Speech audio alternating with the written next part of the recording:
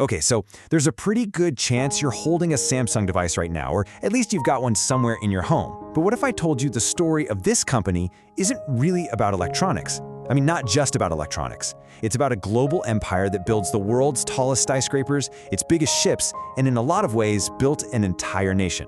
This is the story of a company with a kind of power that's, well, it's almost hard to wrap your head around. So here's how we're going to break it down.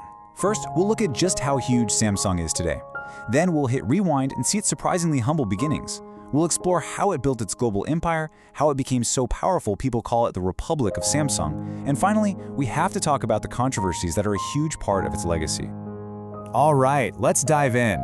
To really get Samsung, you first have to understand the sheer, unbelievable scale we're talking about here.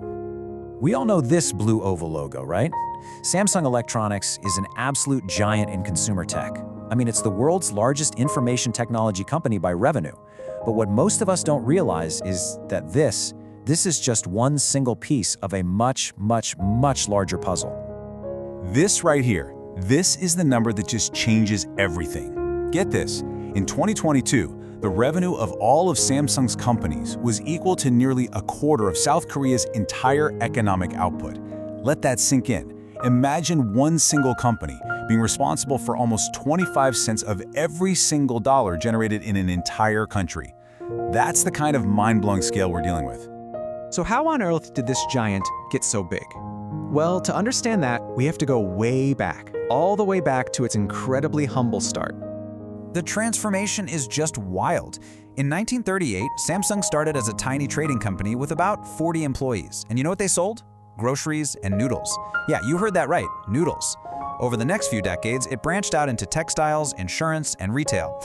It wasn't until the late 1960s that the company we recognize today even started to emerge, when it decided to dip its toes into the world of electronics. Just think about that for a second. From trading dried fish to making a basic black and white TV, that leap alone is staggering. But it was just the first tiny step on a journey that would eventually lead to them becoming a world leader in semiconductors, displays, and of course, the smartphone in your pocket. So, how did they pull that off? How do you go from black and white TVs to a global empire? Well, the answer lies in a business structure that's uniquely Korean. Samsung is the biggest and most famous example of something called a chaebol. Basically, it's a massive family-owned conglomerate. This structure was actually encouraged by the South Korean government to help rebuild the country super fast after the Korean War. It let founding families keep control while expanding into dozens of different industries, creating this incredible web of interconnected companies that all fueled each other's growth.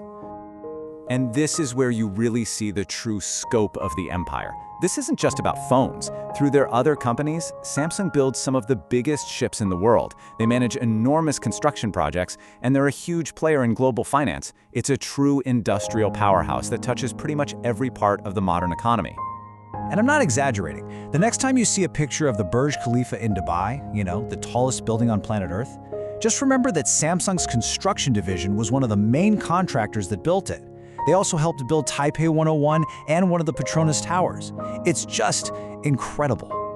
Now, when an empire gets this large, it doesn't just affect the economy anymore. It actually starts to shape the country itself. This quote from an economist really just cuts right to the heart of it.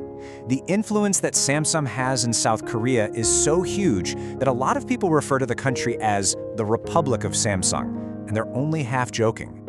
And we're not just talking about economic power here.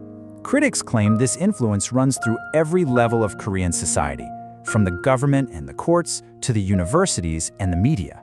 It is a level of power that very, very few companies in history have ever managed to achieve. But this kind of power is almost always shadowed by controversy. It's the age-old question, isn't it? And in Samsung's case, its immense power has been trailed by a long and pretty difficult history of serious allegations and major scandals.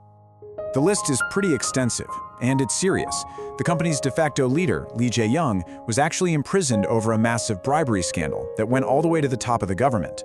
For decades, Samsung famously fought to keep unions out of its workplaces. It's been fined hundreds of millions for price fixing, and it's faced allegations of things like child labor in its supply chains. This is the complex and often pretty dark side of the empire. It's fascinating when you go back to the name itself. According to the founder, Samsung means 3 stars. The 3 stands for being big, numerous, and powerful. A mission I think we can all agree they definitely accomplished. And the stars, well, the stars are meant to symbolize something eternal or everlasting. And that really leaves us with one final big question. Samsung's rise is one of the most incredible business stories of the last century, no question about it. But when an empire is built on such a complicated foundation of immense power, global success, and really deep-seated controversy, can it actually be everlasting?